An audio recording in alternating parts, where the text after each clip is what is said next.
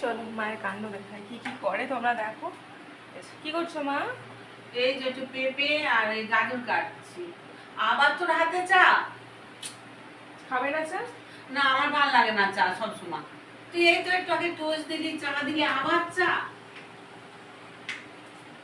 দুপুরবেলা চলে গেছে কচু বনে কচু শাক কাটতে, ঠিক আছে, বলে আমার বাড়ির সামনে কচু শাক হয়েছে, কাটতে চলে গেছে। আর এই ছেলেটা সারাদিন পড়ে পড়ে ঘুমায়, আর মা সারাক্ষণ বিয়ারাপনা করে দেখ বেড়ায়। দেখ প্রিয়াঙ্কা, তুমি- তোর যদি না ভালো লাগে তুই না ছাদে দিয়ে তুলে ফেলে দে।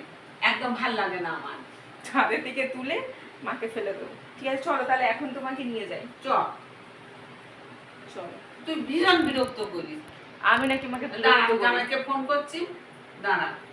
সারাদিন বিয়ারা করে যায়, সারাদিন খাওয়ার তো কোনো ঠিক ঠিকানা নেই, আর তাহলে অ্যাসিড হচ্ছে, অ্যাসিড হয়ে যাচ্ছে।